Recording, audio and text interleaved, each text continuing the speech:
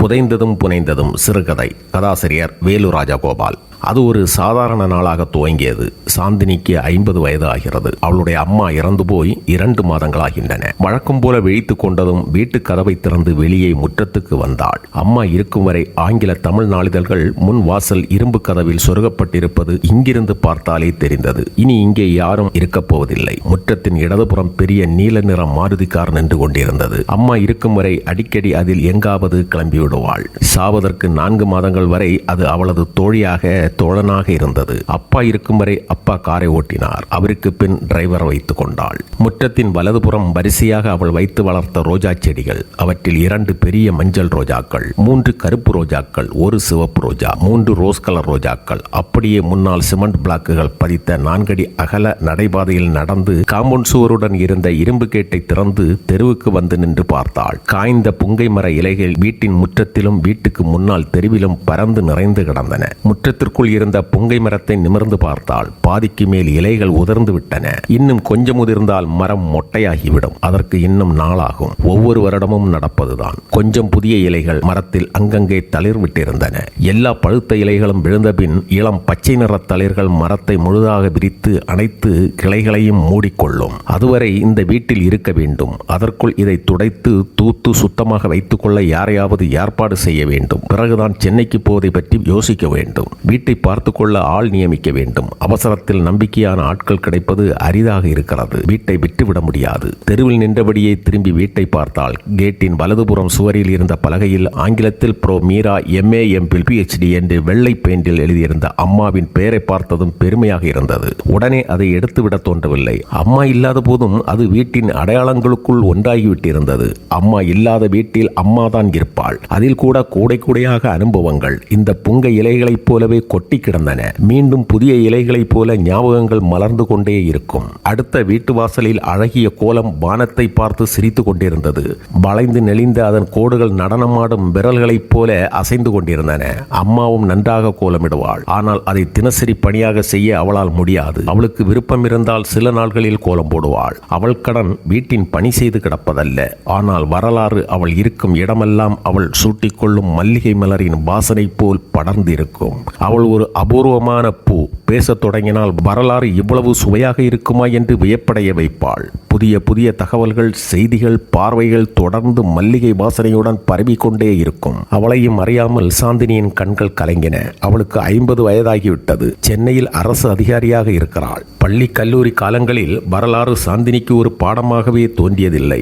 MSc வேதியியல் படித்தாள். ஆனால் வயதான பின் அம்மா மற்றவர்களுடன் பேசிக் கொண்டிருப்பதை கேட்டு அவளுக்கும் ஆர்வம் வந்துவிட்டது. அதில் மிகப்பெரிய ஆர்வம் வந்த அம்மாவின் அந்திம காலத்தில் அம்மாவின் உடல் உபாதைகள் காரணமாக அவளிடம் அதிகம் பேச முடியவில்லை. வரலாற்று ஆர்வம் முற்றிலுமாக இப்போது தொற்றி கொண்டு விட்டது. அம்மா நலமாக இருந்தபோது இன்னும் அவளிடம் பேசியிருக்கலாம். அது இனிமேல் முடியாது. அவள் எழுதிய புத்தகங்களையாவது படிக்க வேண்டும். அம்மா வரலாற்றை அவளது நினைவாக சாந்தினியிடம் விட்டு சென்று விட்டாள். கோலம் போடுவோமா என்று ஒரு நொடி யோசித்தாள். இறப்பு நிகழ்ந்த வீட்டில் போடக்கூடாதோ என்ற சந்தேகம் எழுந்தது. அம்மா இதையெல்லாம் யோசித்திருக்க மாட்டாள். வீட்டுக்குள் திரும்பினாள். சாந்தினியின் கணவர் மேகநாதன் சென்னைக்கு போய்விட்டார். அவருக்கு லீவு முடிந்து விட்டது. அடுத்த வாரம் அவர் வரக்கூடும். வீட்டின் உள்கூடத்துக்கு வந்து அம்மாவின் 3 புத்தக அலமாரிகளை பார்த்தாள். அவளது படுக்கை அறையிலும் 2 அலமாரிகளில் புத்தகங்கள் இருந்தன. அவள் ரிடையரான பின்னால் இறப்பதற்கு 1 வருடம் முன்பு வரை கூட பல இடங்களில் புத்தகங்கள் இறைந்து கிடக்கும். அவற்றிற்கு உயிர் இருந்தது போல் நேராகவோ தலைகீழாகவோ படுத்து கிடக்கும். பாதி படித்தவை குப்புறப்படுத்தி இருக்கும். குழந்தை போல அப்படியே விரித்தபடி கிடக்கும். சில புத்தகங்கள் சிறகை விரித்த பறவைகளைப் போல் இருக்கும்.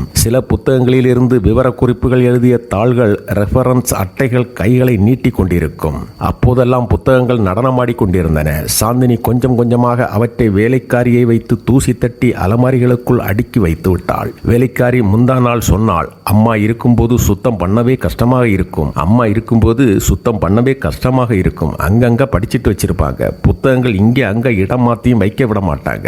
இப்ப எல்லா பக்கமும் அழகா இருக்கு. உயிரோடு உலவிய புத்தகங்கள் பிணப்பெட்டிக்குள் முடங்கிவிட்டன என்று சாந்தினிக்கு தோன்றியது. அம்மா எவ்வளவு படித்திருக்கிறாள். கடைசி வரை படித்தாள். வரலாறு மட்டுமல்ல, எல்லா எல்லா சப்ஜெக்டுகளையும் படித்தாள். இதோ இப்போது கூட ஸ்டோரி ஆஃப் பென்சிலின் கண்ணில் பட்டது. சாந்தினி படித்திருக்க வேண்டிய புத்தகம். அப்பாவும் அம்மாவும் இருந்த ஒரே டேபிள் டாப் கழுத்தளவு புகைப்படம் படுக்கையறையில் மேசையில் இருந்தது.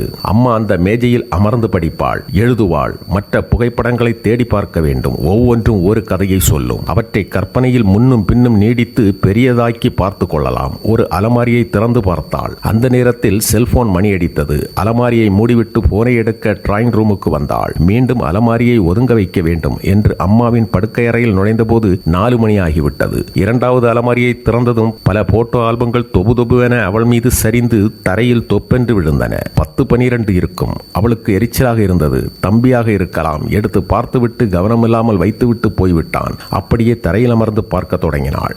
அம்மா வேலை பார்த்த கல்லூரி சம்பந்தப்பட்ட போட்டோக்களை ஒதுக்கி வைத்துவிட்டு குடும்ப ஆல்பங்களை எடுத்தாள். சாந்தினியின் சிறுவயது படங்கள் கவனத்தை ஈர்த்தன. அவள் சிறு சைக்கிளில் இருப்பது போன்ற படம் அவளுக்கு பிடிக்கும். அம்மாவை போல் நாற்காலியில் உட்கார்ந்து வயதுக்கு மீறிய கண்ணாடி போட்டுக்கொண்டு புத்தகம் படிக்கிற மாதிரி எடுத்த 2 வயது போட்டோவும் பிடிக்கும். அந்த ஆல்பத்தில் இருந்து அந்த போட்டோ வெளியில் விழுந்தது.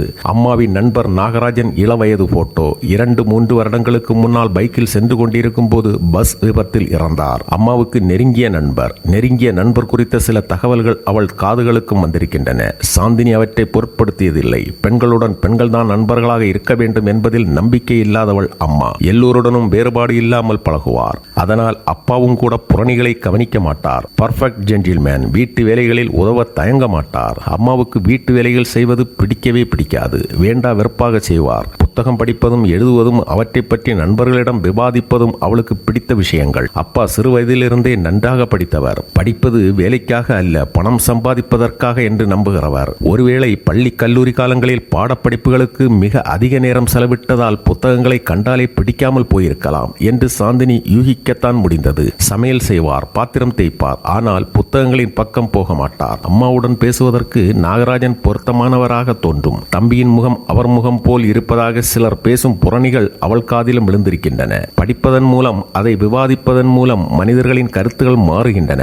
சமூகம் கருத்தை மாற்றிக்கொள்கிறது. மெல்ல மெல்ல வரும் மாற்றங்களே நிலையானவை. திடீர் புரட்சிகள் வெடித்தால் அவை சில காலங்கள் கழித்து திடீர் எதிர் புரட்சிகளால் சிதைந்துவிடும் என்பது அம்மாவின் நம்பிக்கை. அப்பா மாறான பார்வை கொண்டவர். எல்லாம் நடக்கிற காலத்தில் நடக்கும். காலம் மாறும்போது கருத்துக்களும் மாறும். நம்மால் செய்யக்கூடுவது ஒன்றும் இல்லை. சாந்தினி இருவரின் வாதங்களையும் கேட்டுக்கொண்டிருப்பாள். அவள் இருவரது கருத்துக்களுடன் உடன்படவும் இல்லை, வேறுபடவும் இல்லை. ஆனால் நாகராஜனின் போட்டோ இன்று அவளை மிகவும் தொந்தரவுப்படுத்தியது. இன்று அதனாலேயே ஒரு அசாதாரண நாளாகிவிட்டது. தலை கனத்தது, நெஞ்சம் இறுகியது. இதுவரை சொல்லப்பட்டது எது பொய் எது உண்மை என்று மனம் சஞ்சலப்பட்டது. மீண்டும் தம்பியின் முகத்தையும் நாகராஜனின் முகத்தையும் ஒப்பிட்டு பார்த்தாள். அவளுக்கு எந்த ஒற்றுமையும் தோன்றவில்லை. சாந்தினி அப்பாவின் சாயலில் இருந்தாள். சாந்தினிக்கு தெரிந்த சிலர் அவளிடம் அம்மாவைப் போலவே இருக்கிறாள் என்று சொன்னதுண்டு. அப்படி யோசித்துக் கொண்டிருக்கும் போதுதான் அந்த காகிதம் கிடைத்தது. அம்மாவின் கைப்பட சாந்தினிக்கு எழுதிய கடிதம். இன்றுதான் பார்க்கிறாள். நான் இறந்த பிறகுதான் படிக்க வேண்டும் என்று நினைத்தாளா? இது தம்பியின் கையில் அல்லது வேறு யார் கையிலாவது கிடைத்திருந்தால் அவளுக்கு மனம் இருள தொடங்கியது. அதிர்ச்சியில் எழுந்து அப்படியே படுக்கையில் சாய்ந்தாள். அழத் தொடங்கினாள். உண்மைகளை காலம் கடந்து ஏற்றுக்கொள்வது எவ்வளவு கடினமானது. அவள் நாகராஜனின் மகள். இதை நம்ப முடியவில்லை. இந்த சில வாக்கியங்கள் அவளது 50 வருட வாழ்க்கையின் நினைவுகளை எல்லாம் குலைத்து சிதறடித்தது. துயரமாக வெடித்தன. இன்றைய வாழ்வையும் குலைத்து போட்டுவிடுமா? பயம் அவளை முழுவதுமாக இறுக்கி அழுத்தி அணைத்து கொண்டது. அவளால் மூச்சு விடுவது கூட கஷ்டமாக இருந்தது. 2-3 என்று பலமுறை படித்தாள். நம்பாமலும் இருக்க முடியவில்லை. இதில் சம்பந்தப்பட்ட 3 இறந்துவிட்ட பிறகு இது ஏன் அவள் கையில் கிடைத்தது? கிடைக்காமல் இருந்திருந்தால் இந்த பிரச்சனையே தெரிந்திருக்காதே. இதை ஏன் எழுதி வைத்தாள்? என்னிடம் சொல்ல தைரியம் இல்லையா? உண்மை அவளை உறுத்தி இருக்க வேண்டும். 48 வருட தாம்பத்தியம் இந்த ஒரு காகிதத்தின் வார்த்தைகளால் சிதைந்து விடுமா? நாகராஜனின் சாடையை தம்பியிடம் தேடிக்கொண்டிருந்த அவள் தனக்கு நேர்ந்ததை எண்ணி வெட்கப்பட்டாள். மற்றவர்களை பற்றிய வதந்திகளை எளிதாக நம்ப தயாராகி விடுகிறோம். நம்மை பற்றிய உண்மைகளை நம்புவது கடினமாக இருக்கிறது. எது நாகரீகம்? இந்த உண்மையை குடும்பத்தினரிடம் சொல்வதா? தம்பியை குறித்து வெட்கப்பட்டதை நினைத்து வருத்தப்படுவதா? உண்மையை சாந்தினி தெரிந்து கொள்ள வேண்டும் என்று எழுதினாளாம். 50 வருடங்களாக நந்தகுமார் என்ற அம்மாவின் கணவரை அப்பா என்று கொண்டாடி வாழ்ந்து தீர்த்த பிறகு, அப்பாவும் அம்மாவும் நாகராஜனும் மறைந்த பிறகு சாந்தினி அதை தெரிந்து கொண்டு என்னவாக போகிறது? இவ்வளவு பெரிய ஆகிருதி சரியாக நினைத்திருந்த அம்மா இப்படி பண்ணிவிட்டாளே என்று கலங்கினாள். இன்றைக்கு ஒரு பிரயோஜனம் இல்லாத ஒரு உண்மையை தெரிந்து கொண்டால் கடந்த கால வாழ்க்கை நிஜமானதல்லவா? உயிரணுவை தந்து விட்டதால் மட்டும் ஒருவன் தந்தையாகிவிட முடியுமா? இத்தனை வருடங்களாக சிறு வயதிலிருந்து என்னை கொஞ்சி குலவி சீராட்டி அருகில் படுத்திருந்து நெஞ்சில் சுமந்து கதை சொல்லி பள்ளிக்கு கொண்டு விட்டு படிக்க வைத்து ஆளாக்கி திருமணம் செய்து வைத்து இத்தனை ஆண்டுகள் இன்ப துன்பங்களில் துணையாயிருந்து அன்பை பொழிந்தவர் தந்தை என்ற இடத்தை இழந்து விடுவாரா? சாந்தினி கண்ணீரை துடைத்து கொண்டாள். உள்ளம் தெளிவடைந்தது போலிருந்தது. அவள் பிறந்ததிலிருந்து 3 ஆண்டுகளுக்கு முன்பு அப்பா இறக்கும் வரை அப்பா அவளை நேசித்தார். அவள் அப்பாவை நேசித்தாள். தந்தைக்கும் மகளுக்கும் வேறென்ன உறவு வேண்டும்? அப்பா மீது நடுநடுவில் கோபம் வந்தது. ஏன் இப்படி நடந்தது? சொல்வதற்கு அம்மா இல்லை. திடீரென்று நேர்மாறாக யோசித்து பார்த்தாள். அதனால் என்ன? அம்மா என்னை கடைசி வரை உயிருக்கு உயிராக நேசித்தாள். அவளை அவதூறு செய்ய எனக்கு எந்த தகுதியும் இல்லை. நான் அவள் தந்த வரம். அவள் தனது தவறை நினைத்து கடைசி வரை துயரப்பட்டிருக்கலாம். அதிலிருந்து மீட்சி பெற எனக்கு இந்த கடிதத்தை எழுதியிருக்கலாம். கவலைப்படாதே அம்மா, நான் உன்னை தவறாக நினைக்கவில்லை. இதை சாந்தினி தெரிந்து கொள்வதால் எந்த கரையும் இல்லை. வாழ்வின் எந்த நிலையும் மாறிவிடப் போவதில்லை. இதை ஏற்றுக்கொள்ளும் பக்குவம் சாந்தினிக்கு உண்டு என்று நினைத்து உண்மையை சொல்ல நினைத்திருக்கலாம். உறவுகள் வளர்வதற்கான இடம்தான் குடும்பம். ஒவ்வொருவரும் அன்பில் நனைந்து தலை சாய்த்துக் கொள்ளும் ஓய்விடம். கண்ணீரை துடைத்துவிட்டு பெருமூச்சு விட்டு கொண்டே எழுந்தாள். தேநீர் அருந்தினால் அவளுக்கு புத்துணர்ச்சி ஏற்படும். அடுக்கலைக்கு போனாள். அந்த காகிதத்தை கையில் எடுத்துக் கொண்டாள். இன்று இந்த காகிதம் இருக்க தகுதியற்றது. அது உண்மையோ பொய்யோ இன்று பொருட்படுத்தத்தக்கதல்ல. உறவுகள் நம்பிக்கையில் முகிழ்பவை. அது இருக்கும் வரை உறவுகள் வாழ்க்கைகள் இனிமையாக இருக்கும். ஜீன்களை ஆராய்ச்சி செய்தவர்கள் கண்டுபிடித்த உண்மையொன்றை படித்தது ஞாபகம் வந்தது. இந்தியாவில் ஒரே மாதிரியான ஜீன்கள் மிக அதிகம் கொண்ட ஒவ்வொரு குழுவிலும் குடும்பங்களிலும் ஏதோ ஒரு ஆணினுடைய ஜீன் நிறைய பேரிடம் இருக்கிறது. விஞ்ஞான உண்மையை விட உறவுகளின் அரவணைப்பு மேலானது. சாந்தினி அந்த காகிதத்தை கிழித்து டீ பாத்திரத்திற்கு கீழ் எரிந்து கொண்டிருக்கும் தீயில் கருக்கினாள். சாதாரண நாளாக துவங்கிய அந்த நாள் முடியும் போது 50 ஆண்டுகளை கடந்து வந்த உணர்வை அவளுக்கு தந்தது. இது போன்ற பல தொடர்கதைகள், சிறுகதைகள், நாவல் புத்தகங்களை நம்ம சேனல் மூலமா ஆடியோ பதிவு மூலம் கேட்க மறக்காம சப்ஸ்கிரைப் பண்ணிடுங்க. ஒவ்வொரு வீடியோவும் உங்களை தேடி வர பெல் பட்டனையும் கிளிக் பண்ணுங்க. நன்றி, வணக்கம்.